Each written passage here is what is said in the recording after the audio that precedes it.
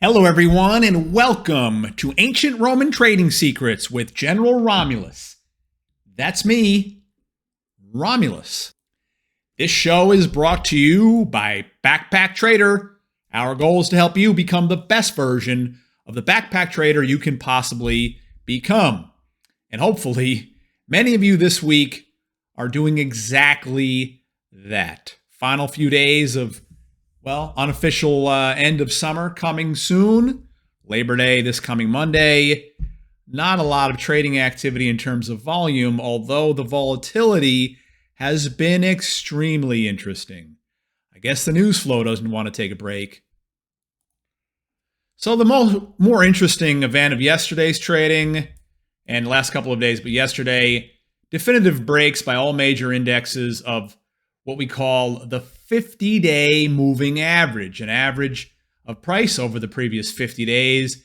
And that is denoted by that kind of golden line that you see in the middle of the screen right there. Up until yesterday, the market had been trading, this is the S&P 500, above the 50-day moving average since July 19th. And it stayed above there long enough even to see the 50-day average move from a downward sloping angle, flattening out, and then even curving a little bit higher. However, a break of the 50-day, along with this funny little trend line right there, hey, that's a purple line. My Centurions love purple lines. We like to wear purple bordered togas. It means royalty. Boy, another thing about being a backpack trader. Start calling yourself a royal trader. Why not? If you do it right, you can be and do anything you want.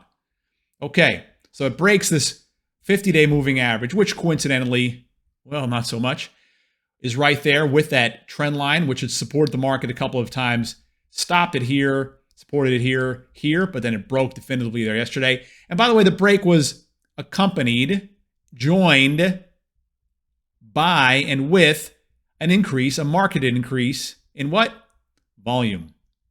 Notice a couple of trading days ago, on August 26th, last Friday, big break also accompanied by a sharp volume increase, which is odd because it's the last couple of days of summer. We shouldn't be seeing volume increases like that. That might mean something a little more dangerous for a few weeks down the road. However, there has been enough selling to bring shorter term indicators, you see these guys down here, to somewhat oversold levels. Okay, so this stuff doesn't take a lot of time. This analysis doesn't take up a lot of time or intensity to conduct. Again, as long as you know what you're doing, well, everything gets a little bit easier, doesn't it? Absolutely. Okay. There is some news that's kind of shaking things up a bit, though. Everybody's favorite mini meme stock from August, mid-July and August here, Bed Bath & Beyond. Go back. You can just look at any of the videos I posted since this thing started popping. This company is an absolute dumpster fire. Okay, it's a total piece of crap. And here it is proving itself once again. Abusing shareholders, people who, I don't know, have some faith in the company, which, by the way, wasn't the savior that the meme stock crowd hoped it was going to be in the name of Ryan Cohen, who ended up being the spark of the GameStop short squeeze back in January of 2021 when he joined the board of directors. That really got everything kicked off in there. He loaded up on the stock back here, and people were hoping that he was going to be riding it for a while. And then he sold all of his shares up here. That just caught all these the meme stock followers completely flat-footed. Anyone who hung around again, though, now they're getting walloped once again because the stock is getting absolutely smashed. Absolutely smashed. So this kind of thing is in the cards, more likely than not, coming for AMC, because AMC has also announced different plans to start raising more assets and money. This is all dilutive, even though Bed Bath & Beyond is doing most of the money raised this time through a debt formation. It doesn't matter. There's still a lot of balance sheet and economic financial problems going on inside of this company, to say nothing of the business model itself, which is just, again, dumpster fire city. By the way, my new bride, I haven't even been married for 2 months. You believe that? So my new bride got a gift card to Bed Bath & Beyond a couple of months ago. I don't remember what it was for. It wasn't for the wedding. It was for something else a little before that. It was sometime in May. And I walked past her dresser, And I saw it sitting there. This was maybe a month or so ago. I said, hey, you need to use that thing now. She said, why? It's because I think the company's going to be going bankrupt in a bit. So now I'm looking at their website, and they're offering 80% off warehouse clear out event plus 20% entire purchase with coupon. Doesn't that mean it's kind of free at that point? Almost. Like I said, I mean, look at this. Look at this stuff. Okay, so if you have a gift card to Bed Bath & Beyond, I suggest you use it pronto. I know about 3 weeks ago when the stock was near 30, I said that it was going to be going bankrupt within a year. And that still holds, but the time frame, the urgency of the time frame is probably condensed.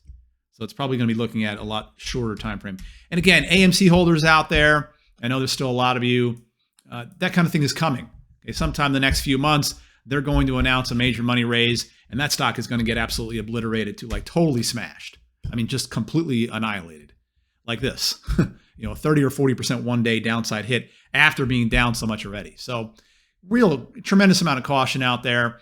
There could be some opportunities in the oil patch as oil stocks, I guess. Oil prices pull back a little bit in here. So something to watch in there. And something going on in gold and silver as well.